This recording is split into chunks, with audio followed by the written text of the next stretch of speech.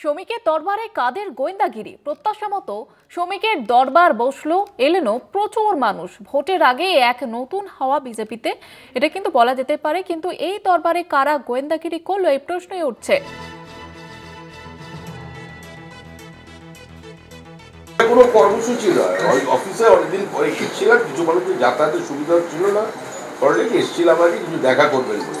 আমাদের হচ্ছে বহুত্ববাদী সমাজ, উন্মুক্ত খেলার মাঠ, মত প্রকাশের অধিকার, যে যাওয়ার মতো করে মত প্রকাশ করে।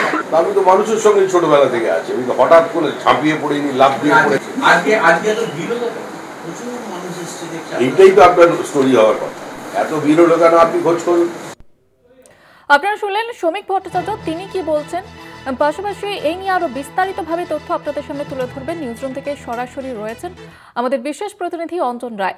অঞ্জন দা, দেখো, আজকে সেই প্রত্যাশিত সভাপতি, নতুন সভাপতি হওয়ার পর তার সেই দরবার বসেছিল, যেটাকে শ্রমিক ভট্টাচার্য দরবার বলতে চান না। তিনি কর্মীদের সঙ্গে দেখা করতে চান এবং কর্মীদের অভাব, অভিযোগ, তার জেলার সংগঠনগুলো কীরমভাবে চলছে সেই সবটা শুনতে চান। এবং নিঃসন্দেহে কর্মীরাও খুব খুশি হয়েছেন যে শ্রমিক ভট্টাচার্য একজন রাজ্য সভাপতিকে এইভাবে একটা আলাদা ঘরে তাদের মনের কথা বলতে পারছে বলে। সমস্যাটা দেখা যায় যে যখন এই শ্রমিক ভট্টাচার্য আসেনি, তখন দেখা যায় যে এখনও তো পুরো রাজ্য কমিটি, রাজ্যের পদাধিকারীরা তৈরি হয়নি। পুরনো যারা রয়েছেন দেখা যায় তাদের মধ্যে কেউ বা কারা তারা এসে উপস্থিত হন এবং প্রথমে তারা চেষ্টা করেন শ্রমিক যে ঘরটায় দোতলায় বসবে সেই ঘরের ভেতরে যেতে, অর্থাৎ শ্রমিকের সঙ্গে তারা থাকতে চেয়েছিলেন। কারা তাদের সম্পর্কে অভিযোগ করে, কারা সংগঠনের কারা তাদের সম্পর্কে কি অভিযোগ করে, এগুলো জানানোর জন্য। কিন্তু কার্যত সেইটা সম্ভব হয়নি। যারা শ্রমিকের বর্তমান শ্রমিক ভট্টাচার্যের নেতৃত্বাধীন যারা রয়েছেন তারা তাদেরকে বার করে দেন এবং বলেন যে শুধু শ্রমিক ভট্টাচার্য ছাড়া এই ঘরে কেউ থাকবেন না।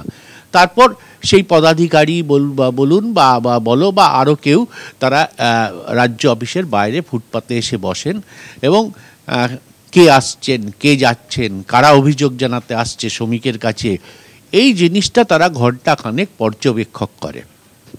ফলে স্বাভাবিকভাবে একটা চাঞ্চল্য সৃষ্টি হয়। যেহেতু শ্রমিক ভট্টাচার্য শুধুমাত্র সভাপতি হয়েছে, তার টিম তৈরি করেনি, ফলে স্বাভাবিকভাবেই যে এই পুরনো টিমের যারা, তারা কেন এই গোয়েন্দাগিরি করছেন এই নিয়ে বিজেপির মধ্যে কিন্তু বেশ শোরগোল পড়ে যায় এবং অনেকে অবাক হন যে ভোট সামনে, নতুন সভাপতি, তাও এই পেছনে লাগার অভ্যাসটা তাদের গেল না। এইটা নিয়েই একটা ক্ষোভ তৈরি হয় কর্মীদের মধ্যে। ধন্যবাদ জানাবো অঞ্জন দা।